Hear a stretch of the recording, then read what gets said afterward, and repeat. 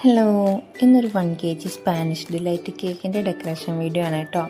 കുറച്ച് വിഷമം ഉണ്ടാക്കിയൊരു കേക്കാണിത്. അതെന്താണെന്നുള്ളത് ലാസ്റ്റ് പറയാം.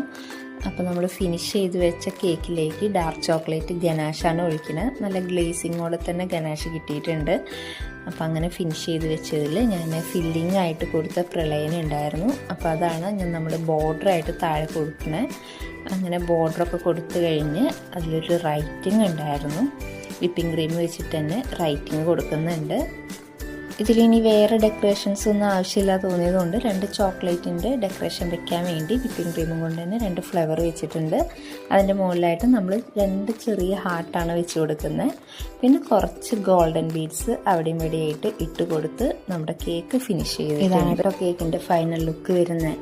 വിഷമുണ്ടാക്കിയ കാര്യം എന്താണെന്ന് വെച്ചാൽ കേക്ക് നമ്മൾ സേഫായിട്ട് തന്നെ ഡെലിവറി ചെയ്തു. പക്ഷേ ബർത്ത്ഡേ ഗേൾ ഫ്രിഡ്ജ് തുറന്ന് ഒറ്റയ്ക്ക് കേക്ക് എടുക്കാൻ ശ്രമിച്ചു. അങ്ങനെ കേക്ക് താഴെ വീണ് ഇതായി അവസ്ഥ. കസ്റ്റമർ കേക്കിൻ്റെ ഒരു പിക്ക് അയച്ചു തരുമെന്ന് ചോദിച്ചപ്പോൾ ഞാൻ ചോദിച്ചതാണ് എന്ത് പറ്റി, ഫോട്ടോസൊന്നും എടുത്തില്ലേന്ന്. അപ്പോൾ ആൾ അയച്ചു തന്ന പിക്കാണത്. ഭയങ്കര സങ്കടമായിപ്പോയി കണ്ടപ്പോൾ.